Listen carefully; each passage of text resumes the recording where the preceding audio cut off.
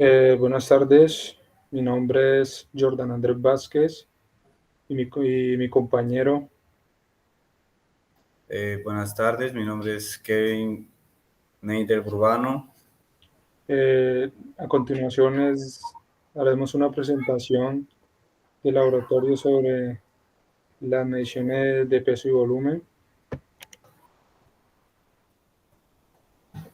Como primera medida, los conceptos básicos antes de entrar en materia.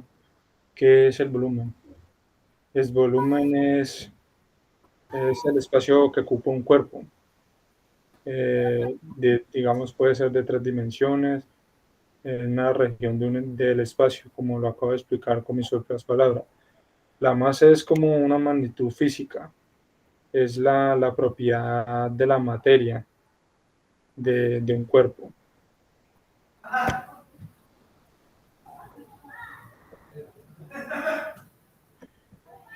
Contenido del informe.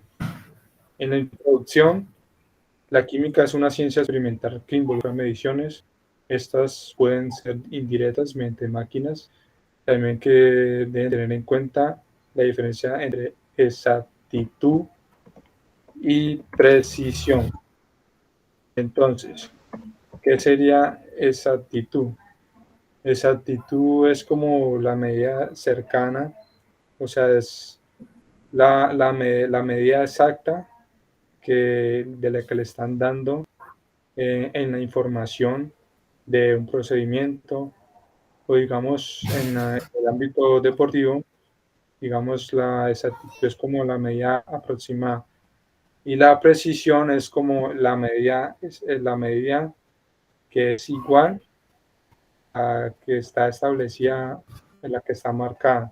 Digamos, la medida es precisa en el blanco. Los objetivos: conocer y manejar correctamente los instrumentos utilizados para medir volúmenes y peso, aprender los conceptos de precisión, exactitud, error y cifras significativas. Antes de eso, cabe mencionar que nosotros tenemos que tener en cuenta, antes de entrar en materia, a utilizar y manejar los instrumentos de laboratorio y los procedimientos que se deben poner, los guantes y los implementos que debe llevar cada persona: guantes, batas, gafa, porque pues vamos a trabajar con elementos que a veces son un poco peligrosos, pues para nuestros ojos, digamos, para la parte de la boca, porque pues son elementos altamente contaminantes y tienen alta radiación y muchos contenidos que pues te pueden, digamos, generar malestar. Eh, a continuación les presentaremos lo que estamos hablando de las mediciones de peso y volumen, y ahora sí entraríamos en materia.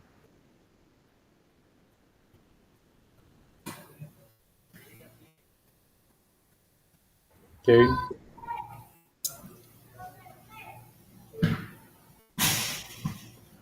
Bueno, de lo que les hablo es lo siguiente. Dice que en la guía mida el volumen de un tubo de ensayo y midan los dos volúmenes de agua que aparecen en la tabla. Este ya sería la guía que nos da el profesor en el laboratorio. Por aquí en la guía nos dice que son 18 mililitros en un tubo de ensayo. Mi compañero Kevin ya les va a continuar, eh, digamos, dando el conocimiento de qué fue lo que se hizo en la parte del laboratorio con este tipo de mediciones y cada uno de sus instrumentos.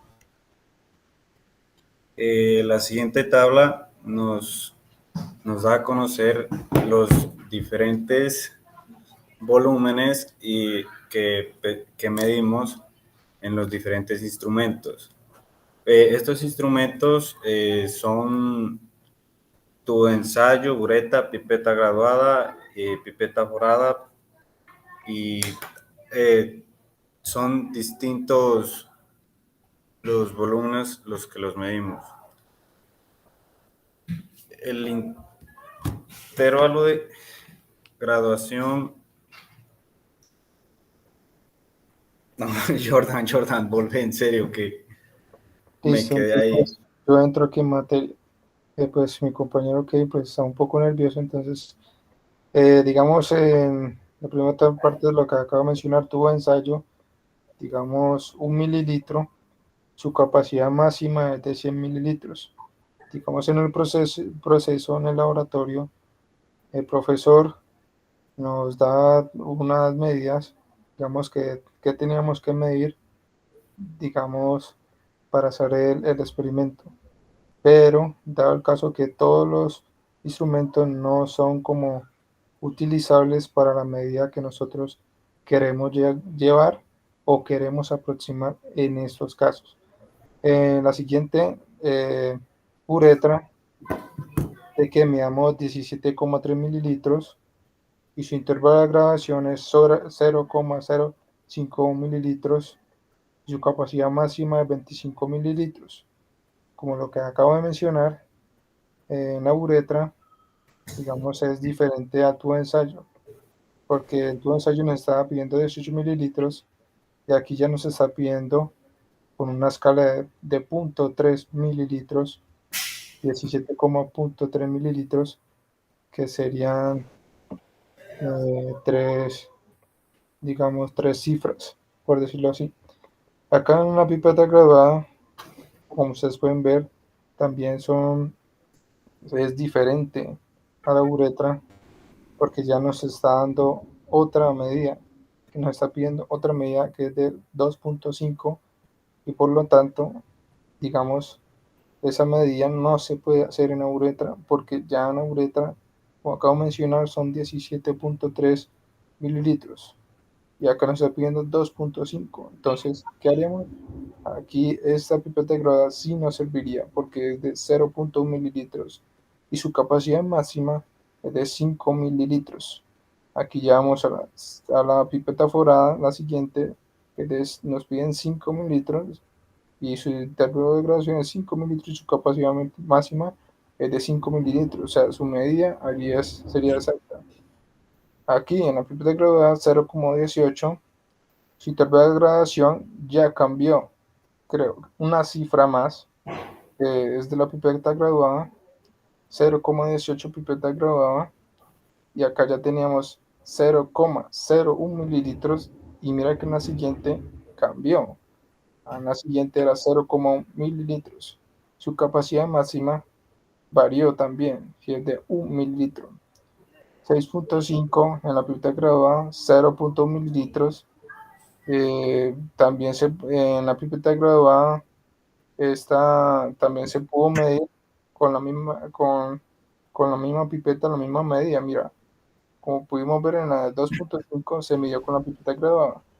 Y acá en 6,5 también se midió en la pipeta graduada. ¿Listo? Entonces, lo siguiente es cuando hicimos como el experimento.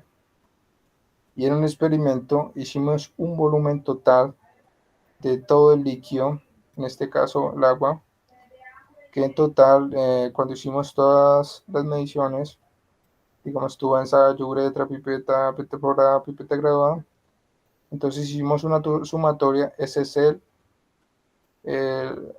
digamos, la suma experimental.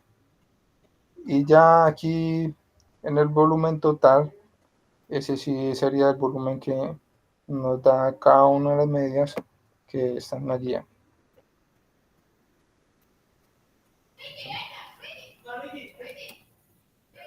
La medición de peso. Para realizar este siguiente experimento, lo primero que hicimos fue observar las partes que tiene una balanza mecánica.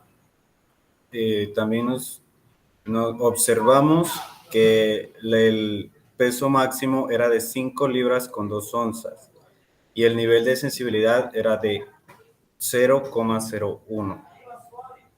La balanza, esta balanza tiene tres como decirle, como 3 pesos, en el cual debíamos pesar un vidrio reloj. Y colocamos el vidrio reloj y una cantidad específica de arena que nos dio el profesor. Lo pesamos en la siguiente tabla. Miramos que los distintos tipos de peso los pesamos 3 veces y luego de eso lo volvimos y lo pesamos en la balanza electrónica.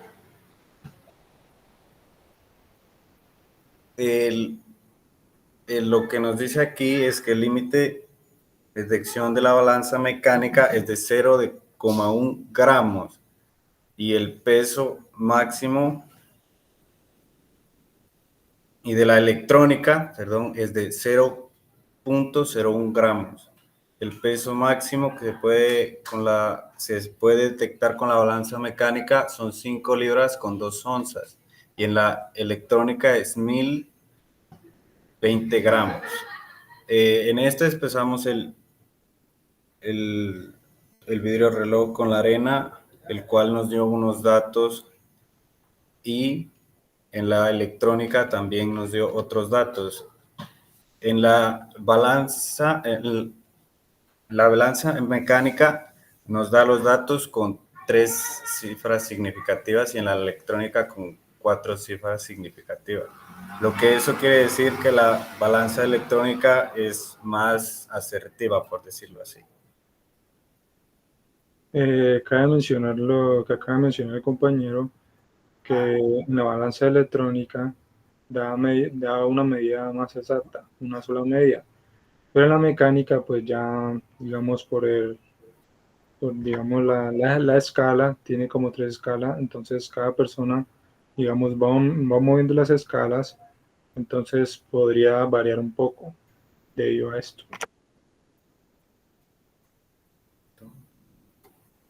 La calibración de un matrax volumétrico se debe hacer, ya que si no se lo calibra, podría contener algunos errores al hacer las medidas que debemos hacer.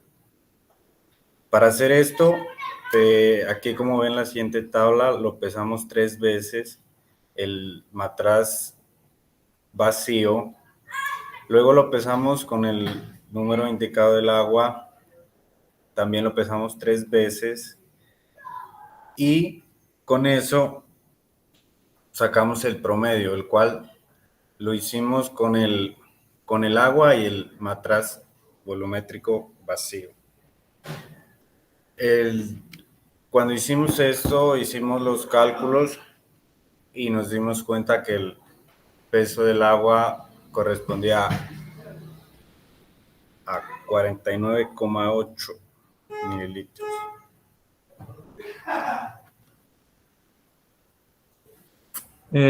Antes de que se me olvidó mencionar que es menisco cóncavo y menisco convexo. El menisco cóncavo se origina, digamos, de las fuerzas de acción entre un líquido y las paredes del recipiente. ¿Qué quiere decir? El menisco tiene concavidad. Cuando es cóncavo quiere decir que, digamos, el líquido sí podría sobrepasar, digamos, las paredes donde se mide en el instrumento. Y la convexa del menisco surge cuando las fuerzas de cohesión son mayores que la adhesión. ¿Qué quiere decir? Que las paredes, digamos, del instrumento, la medición, digamos, el líquido no puede pasar de esa medición, tiene que estar por debajo o en la línea. Claro, el otro punto muy importante que no lo mencionamos al principio, digamos, para hacer una medición, se debe tener en cuenta que tiene que estar a la altura de los ojos y en una medida, digamos, recta, en una parte recta, porque pues a veces, digamos, podemos colocar el instrumento o sea, mal posicionado, entonces nos puede dar una medida que no tiene nada que ver con lo que se está implementando, se está pidiendo. Listo.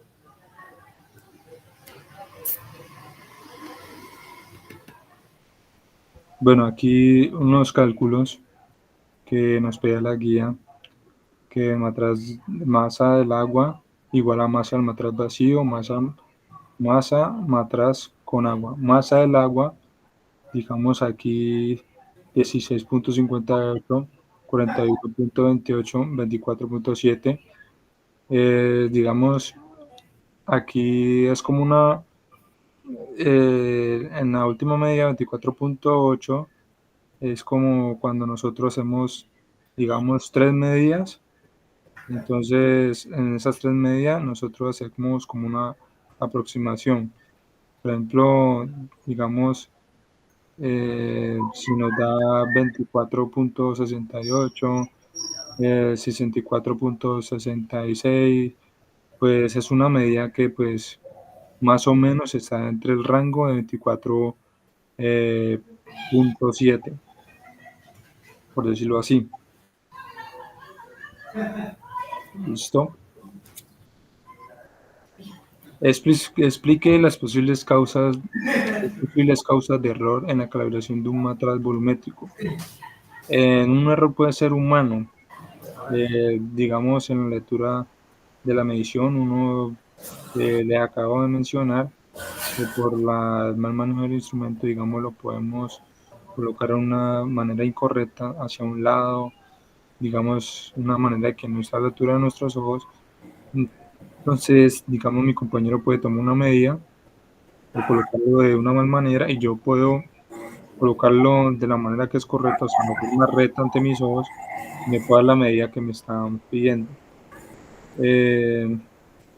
Como pueden ver, en algunos factores pueden generar que tome una mala medida o aproximada de la medida. El segundo error también puede ser la temperatura, ya que dilata al matraz o provoca un error. Digamos, la temperatura puede variar un poco, pues tal vez no bruscamente, en el instante puede subir, digamos, 2 escalas, podemos estar en 22 grados y podría subir más o menos que 24 grados, podría ser. Listo. Aquí les presentamos la bibliografía, algunas de referencias que ponen ahí. ¿Por qué no se debe medir volúmenes con vasos de precipitados y en las Meyers? Mi compañero ya les va a explicar por qué no se debe medir. Porque no se debe medir en vasos de precipitados y Erlenmeyers porque estos no contienen una medida exacta del volumen. Este contiene un gran error al nosotros mirar la medida y no es muy precisa. Pero esto sí se los puede utilizar para disolver sustancias, como calentarlo y hacer otras cosas. Y para medir volúmenes más exactos o exactos, para decirlo así, se utiliza otros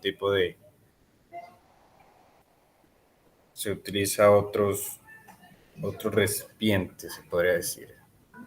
La probeta, ya que mide de forma aproximada los líquidos, o la pipeta.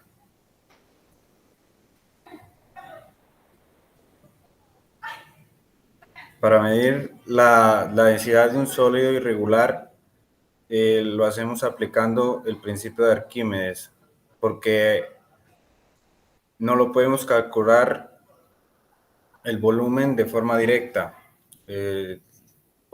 pero para hacerlo necesitamos saber su masa y su volumen.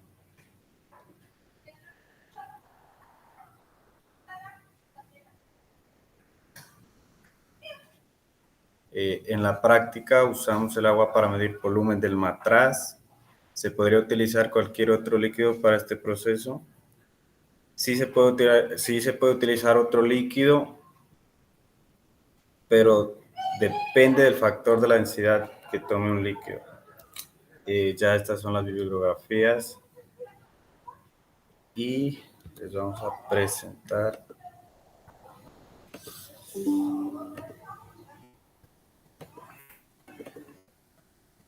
el siguiente informe.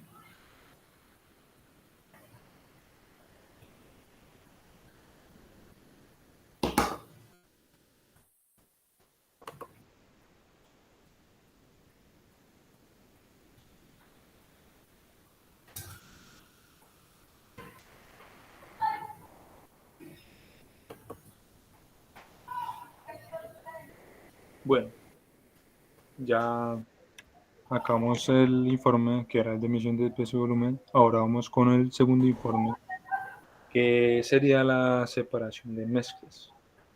La separación de mezcla. Una mezcla puede ser un sistema de aspecto más o menos homogéneo en el que están presentes las partículas o varias sustancias. Las sustancias que hacen parte de una mezcla reciben el nombre de componentes o conservantes. Las propiedades químicas las componen de una mezcla pueden ser separados de nuevo mediante ciertos procedimientos que no involucran cambios o reacciones químicas. ¿Qué quiere decir con esto? Ya el cambio digamos, el cambio y las reacciones químicas es por, digamos, si le echamos un líquido, digamos en este caso el agua y el aceite, por decirlo así, o sea, a veces pueden causar cambios o no pueden causar cambio, o en este caso no pueden causar, digamos, reacciones químicas. Como acabo de mencionar, de estos ciertos procedimientos que no involucran cambio y reacciones químicas, quiere decir que se mantienen en su estado en general, que no hay como una combinación o una reacción como tal.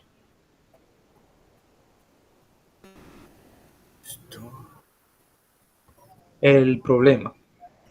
Bueno, digamos en la guía del laboratorio, el estudiante debe tomar atenta nota pues, a los procesos de la separación de las mezclas que se siguen y luego explicar los fundamentos básicos de dichos procesos, así como cada una de las propiedades observadas.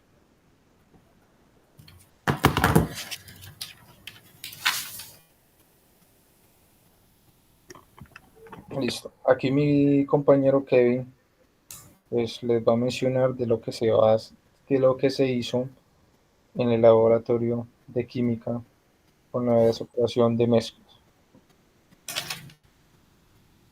El procedimiento experimental nos dice que midamos 20 mililitros de una solución de sulfato de cobre al 20% y colocarlo en un vaso de precipitados, filtrarlo, ver cómo es el filtrado, cómo es la composición del filtrado, medir 5 mililitros de agua y colocarlos en un vaso de precipitados y agregue la cantidad de arcilla que el profesor le indique. Agita hasta que el aspecto de la mezcla sea más o menos homogéneo. Colocarlo en un papel de...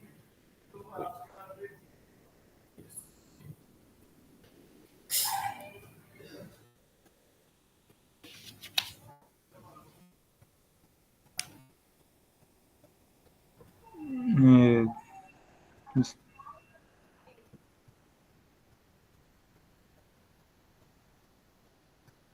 ¿Qué es eso?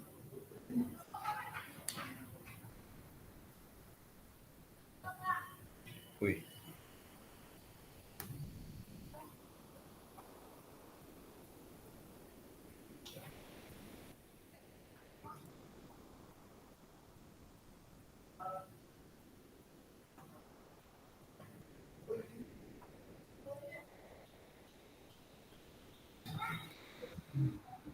¿Sucedió algo? Eh, Ya. ¿Puedes explicar esta? Listo. Voy a explicar entonces porque pues, mi compañero tuvo un inconveniente cuando estaba explicando la parte primera que es el experimento. Ejemplos son la decantación, del experimento, entre el cual se puede separar un componente líquido, un sólido, poco soluble, la filtración, centrifugación, la evaporación, la destilación, este tipo de mezcla de pureza con el cual se quieren recuperar los componentes y los determina el método más indicado. Digamos, aquí nos está dando otro ejemplo, si quiero tener agua o menos agua pura, una muestra de agua de mar, el procedimiento que se debe utilizar es la destilación, centrifugación, la evaporación y la destilación, que nos puede dar otro tipo de diferentes muestras, por decirlo así. El tipo de mezcla de pureza con el cual quisieran recuperar los componentes son los que determinan el método más indicado. Por ejemplo, si se quiere recuperar u obtener sal de muestra de agua de mar, el método más adecuado es la evaporación. Por si se quiere obtener agua o menos agua pura a partir de una muestra de agua de mar, el procedimiento se debe utilizar es la destilación, como lo acabo de mencionar, que sería en la parte de agua del mar. Aquí en la imagen, pues es la parte que les acabo de explicar, ya sería esta parte de la evaporación. Aquí hay como una pequeña, digamos, al lado, digamos, de abajo del instrumento, hay una pequeña llavecita que nos genera calor. Y evaporación, digamos, es cuando el agua ya llega a su punto máximo de calor y ya suelta como una especie de, por decirlo, humo. El agua se evapora o se hierve en este caso. Y ya por último tendríamos, o sea, la parte seca, la parte donde evapora, que sería ya la parte de una muestra de sal. Aquí lo pueden ver en la flechita que está al lado derecho, que ya nos muestra cómo quedaría en la parte. ¿Listo? Ok.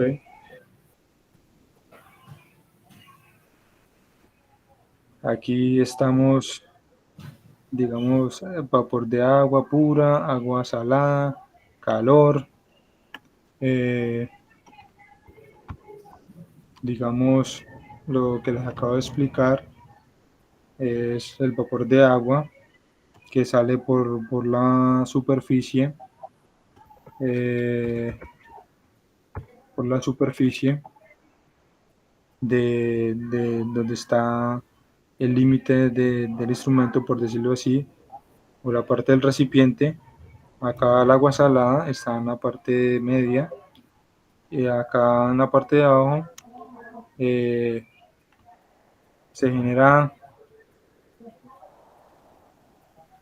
el calor, y ya por el último pues tendríamos el líquido, y pues ya sería como la última parte. Ya en el último, digamos el que está aquí al ladito, digamos fue el que se utilizó en la parte del laboratorio, como es una centrífuga, es la maquinita, digamos, es una maquinita, como ustedes la pueden observar, donde están las muestras como de sangre, pero a nosotros nos tocó hacer una muestra de arcilla. Nos tocó sacar 3 muestras. Entonces, ¿qué hace la centrífuga? Pues es como una maquinita que hace como una rotación, como ustedes pueden ver, una máquina que gira alrededor y se separa como los recipientes eh, de componentes o fases generalmente sólida y una líquida. De su densidad existen diversos tipos y para objetos específicos. Como acabo de mencionar, en la centrífuga son componentes o fases generalmente de sólida y una líquida. Es como una, digamos, una separación que ella hace. ¿Listo? ¿Qué es la destilación? La destilación, digamos, es el proceso de una separación de uno o más líquidos en función, pues, digamos, en diferentes puntos de ebullición, digamos, de un líquido, digamos, porque pues hay líquidos que no ejercen como la misma presión, y se demoran creo que menos para poder, digamos, sacar el último resultado. Digamos, su ebullición puede moverse más, menos, depende del líquido que pues se estaría utilizando. La decantación ya sería como las mezclas que pueden separarse sobre la base de la diferencia entre la solubilidad y sus diversos componentes frente a un determinado solvente o solventes, por decirlo así. La cristalización es el proceso de separación de un soluto a partir de una solución por sobresaturación, concentración o enfriamiento de la misma. La extracción ya será el proceso de separación de una sustancia o sustancia basado en la libre distribución de estas dos fases. La siguiente. Listo. Como acá acabo de mencionar, la parte, digamos, de la separación, como de la extracción, que digamos nosotros tuvimos la oportunidad de hacer en el experimento, aquí con el agua, el aceite, digamos, extraer es como absorber esa parte que pues no necesitamos, digamos, en el procedimiento, en este caso el agua del aceite. Aquí hay como una llavecita, o en este caso llama a la mariposa.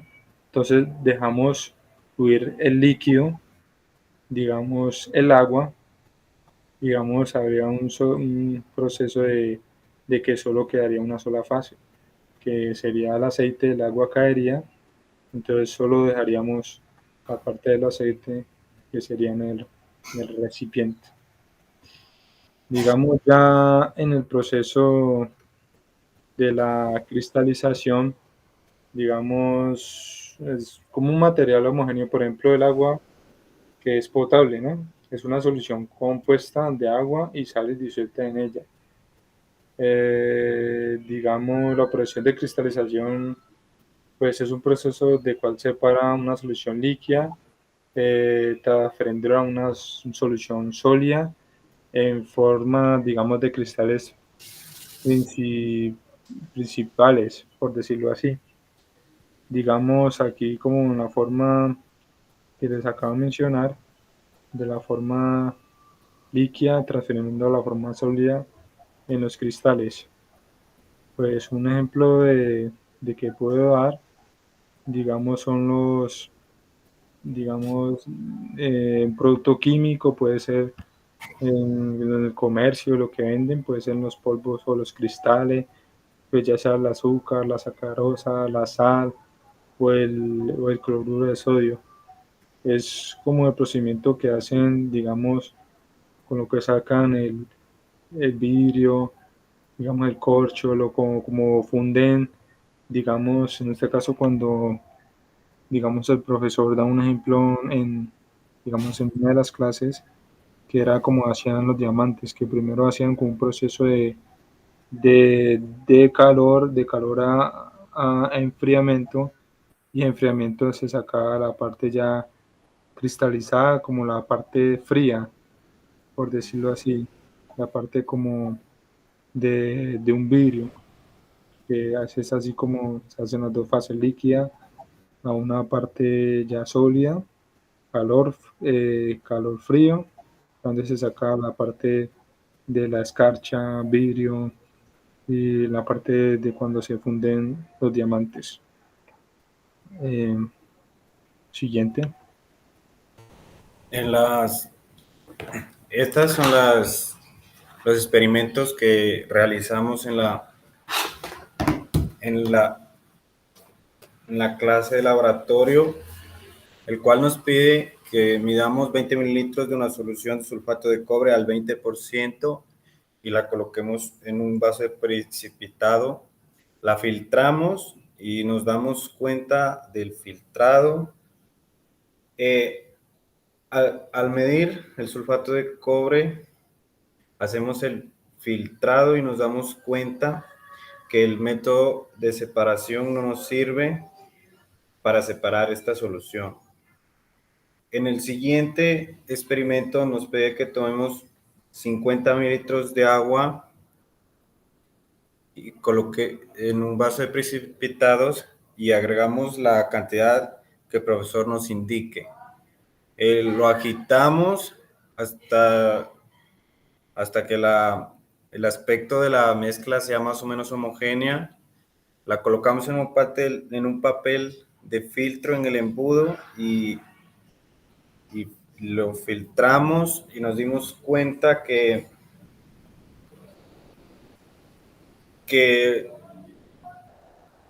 no se mezclan del todo, o sea, la mezcla queda como un poco turbia, pero al mirarlos nos damos cuenta que varias partículas de esta arcilla caen al fondo del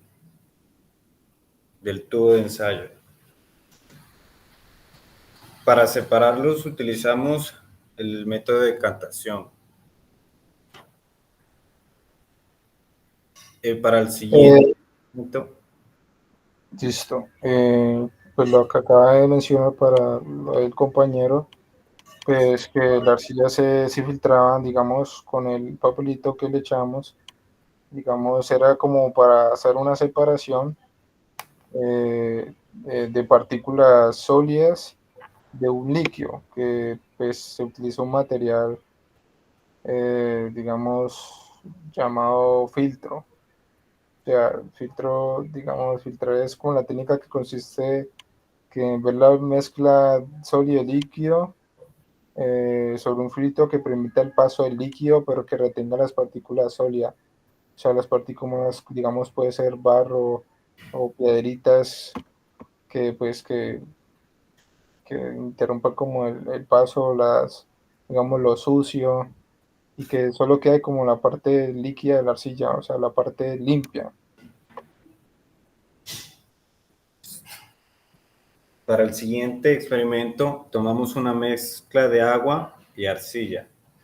Al observarla nos damos cuenta que el agua está turbia y si la dejamos quieta por un momento, una parte de la arcilla cae al fondo. Utilizamos el método de filtración, o sea, lo que dijo el compañero anteriormente, para separar una parte de la mezcla, pero al mirarla nos damos cuenta que el agua aún está turbia, pero ya no contiene las partículas de arena que aparecían en el principio. Para el siguiente experimento tomamos 3 mililitros de una solución homogénea de cloruro de sodio al 2%, lo llevamos a un horno a 105 grados a un determinado tiempo y al sacarlo del horno notamos que el agua se vaporizó y solo quedó el cloruro de sodio.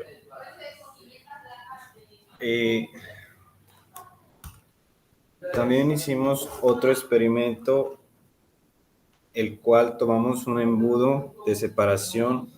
Lo observamos que a diferencia de otros embudos, este tiene una llave, el cual nos permite separar las mezclas más fácilmente. En él agregamos 10 mililitros de agua y 5 mililitros de aceite.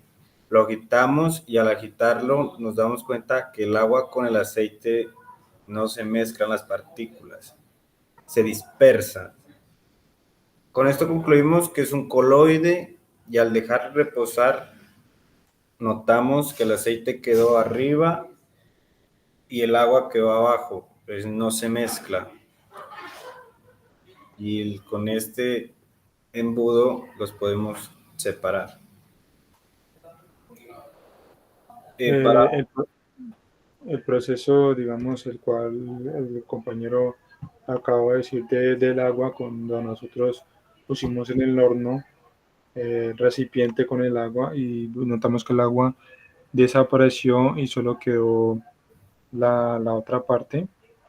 Ese estado se llama proceso de ebullición.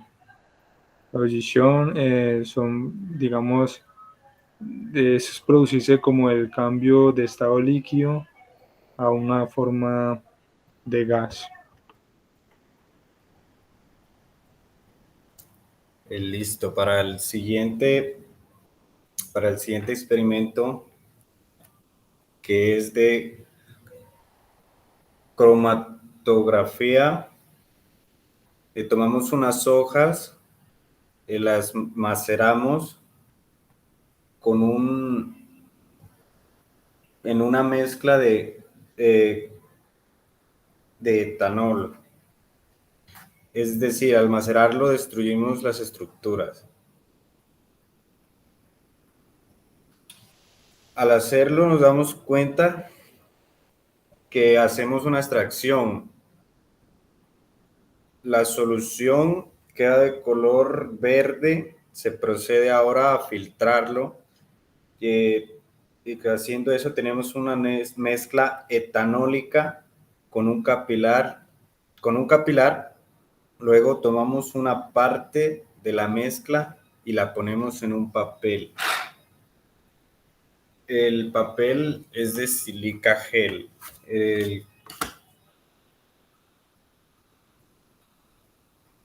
Luego observamos cómo el color se va dispersando por el papel hasta llegar a un punto determinado y se nota que se va separando como las etapas. Eso es la cromatografía. La cromatografía, como acabamos de decir mi compañero, pues en el experimento lo que nosotros pudimos observar, digamos, fue el experimento que nosotros hicimos con la parte de las plantas de las hojas, digamos, la parte del color, la clorofila, que se le llama el color a las plantas, el pigmento, por decirlo así. Digamos, es el líquido, pues hasta hay una determinada parte, como una línea, donde, digamos, el líquido corre y pues dando determinados colores a medida que pues digamos el agua digamos tiene una conexión con el papel del filtrado, entonces ya se va observando como la parte, digamos, de los colores. Listo, para el último experimento que hicimos, colocamos en una centrifugadora los filtrados que tenemos del sulfato de cobre y el del agua con la arcilla. Lo ponemos a 1500 revoluciones, lo dejamos por un determinado tiempo. Al sacar las mezclas de la centrifugadora, concluimos que en una solución homogénea no le ocurre nada. Por lo tanto, este método no nos sirve. La solución homogénea en este caso sería la del sulfato de cobre y el agua. En el caso de la arcilla con el agua, notamos un pequeño cambio porque se sedimentó un poco y se fue al fondo, pero aún el agua seguía turbia. Esos serían los experimentos que realizamos en esta clase. Y esta es la bibliografía. ¿Listo? Referencias. Digamos, también pues quise agregar, ya por último, para cerrar aquí el segundo laboratorio, el segundo experimento, digamos, lo que acaba de mencionar el compañero, digamos, cuando nosotros colocamos la arcilla, digamos, en la centrífuga junto con el agua, digamos, el agua seguía turbia, pero digamos, algunas partículas, o sea, había bastante arcilla, pero digamos, algunas partículas sí digamos, se disolvían fácilmente, pero digamos, seguía turbia, digamos, se disolvía más, digamos, la arcilla, pero igualmente quedan partículas en ella que flotan, digamos, dentro del agua, ya sea en la superficie o alrededor del recipiente. Listo.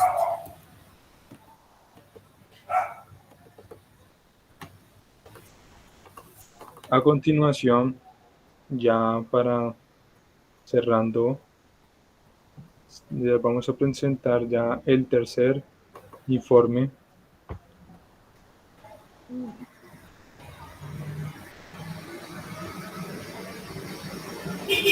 El informe se llama solubilidad. La introducción. Como el contenido del informe, una solución saturada se forma al adicionar soluto en el solvente hasta el punto de que no se pueda aceptar más soluto, puesto que el solvente por el momento no la puede disolver. ¿Qué quiere decir con esto? Pues con mis propias palabras, que el momento el solvente no la puede disolver. Digamos que queda en un estado, digamos, puro o un estado en el que se encuentra, digamos, la parte de los líquidos. Objetivo: observar la disolución de algunas sustancias en una serie de disolventes con diferencia de la polaridad.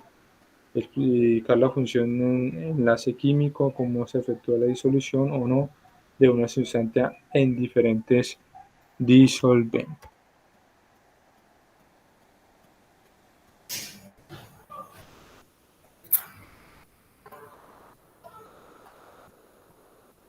En el siguiente experimento, colocamos en un tubo de ensayo 1 mililitro de CHC13, agregamos lentamente 2 mililitros de agua destilada. Sobre el mismo tubo agregamos 1 mililitro de hexano en la misma forma. Al hacer esto nos damos cuenta que estos no se mezclan, se mira tres fases. El hexano queda arriba, el agua queda en la mitad y el cloroformo queda abajo. Eso debido a que tienen diferentes densidades. A lo que las agitamos, el agua queda arriba y solamente se miran dos fases. Y el cloroformo, el más el hexano, queda abajo ya que su densidad es mayor. Antes de continuar, pues digamos en este experimento que era solubilidad y como término o concepto, la solubilidad es la capacidad de una sustancia o digamos un cuerpo que se puede disolver o mezclarse en un líquido. Lo que acaba de explicar, digamos, el compañero, como que en un tubo de ensayo que debemos colocar 1 mililitro de CHC3L3, agregar lentamente 2 mililitros de agua destilada y resbalando por las paredes del tubo sobre el mismo tubo agregar 1 mililitro de hexano de la misma forma. Pero el primero era el que les acabo de mencionar, digamos, aquí ustedes pueden ver tres fases. Digamos, cuando hay tres fases, H2O, hexano, cloroformo, digamos, aquí esas fases ustedes pueden ver que no se combinaron.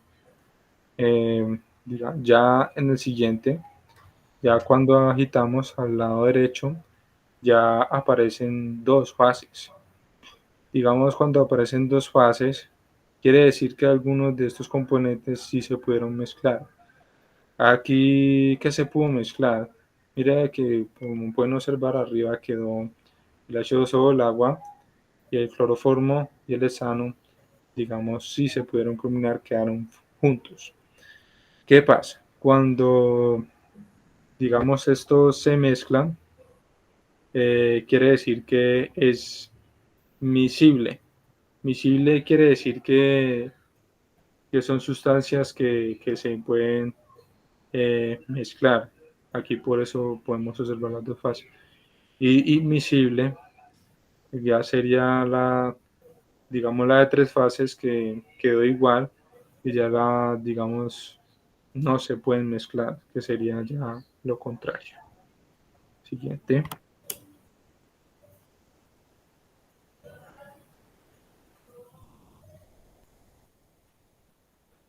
Para realizar el siguiente experimento, colocamos en 3 tubos de ensayo una pequeña cantidad de cada uno de los solutos que utilizamos y utilizamos 3 tubos de cada serie con los solutos que están indicados aquí, que serían el yodo, el cloruro de potasio, el sulfato de cobre, pentahidrato.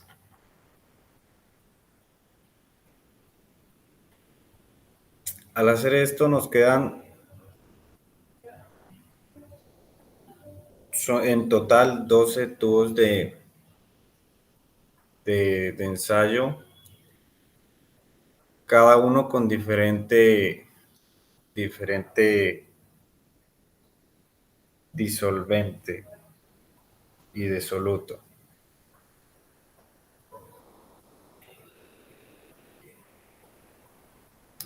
Listo.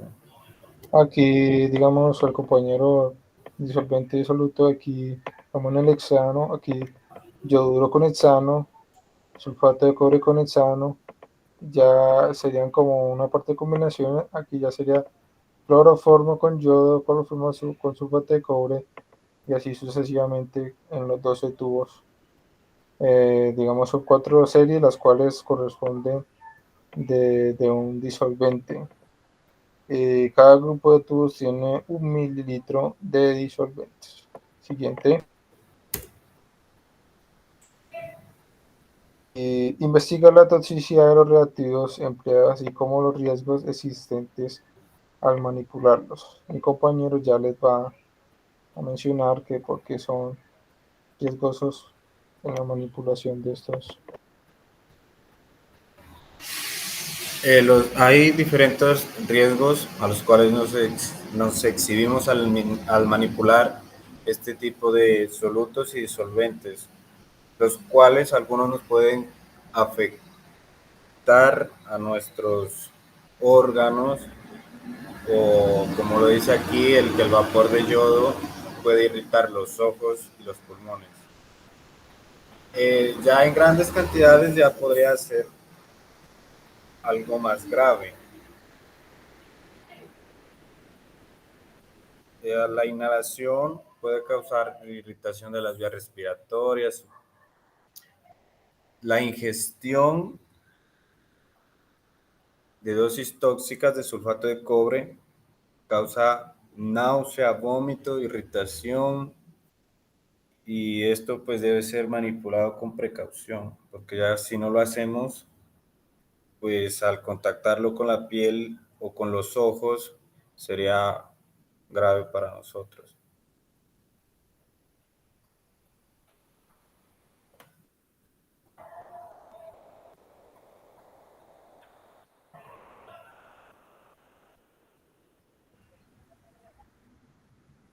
Cuestiones de preguntas en cuanto al experimento. ¿Cómo se puede predecir si una molécula es polar o no? Pues una molécula polar hay separación entre cargas positivas y cargas negativas. Las polares son las que tienen enlaces polares cuyo dipolo no se anulan. Digamos, dipolo-dipolo.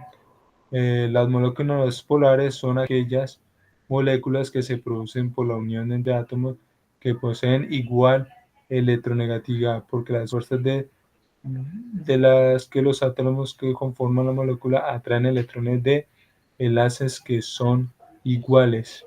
Así, así la anulación de dichas fuerzas, cuando hay, digamos, negativo y negativo, pues digamos, como lo acaba de mencionar aquí en el texto, digamos, si las fuerzas de los átomos se atraen electrones, de enlaces son iguales y se anulan, digamos, si son negativo y negativo, se anularían. Tendría que haber un positivo y negativo para poder que haya una fuerza de interacción. Digamos, todos los solutos se disuelven en todos los solventes. No, ya que hay ciertas condiciones. Digamos, la mayoría de los solutos se pueden disolver en la mayoría de de los disolventes, solo si existen condiciones ideales, digamos como la temperatura, la superficie del contacto y el caso de los gases de presión. Hay restricción, ya que el soluto polar se disuelve en un solvente polar o un soluto apolar en un soluto apolar. Digamos, un soluto polar en un soluto polar en un soluto polar. Digamos, se disuelve, digamos, porque pues, digamos, sus fuerzas de atracción serían iguales. Entonces, por eso sería que habría unas restricciones y ya, eso sería como la explicación. Por último, pues la bibliografía aquí de los señores y sus fechas, de algunas referencias bibliográficas, en algunos libros, textos o digamos unos en internet, referencias que aparecen en algunos. Bueno, muchachos, muchas gracias por todo. Gracias. Gracias. Aquí nos despedimos.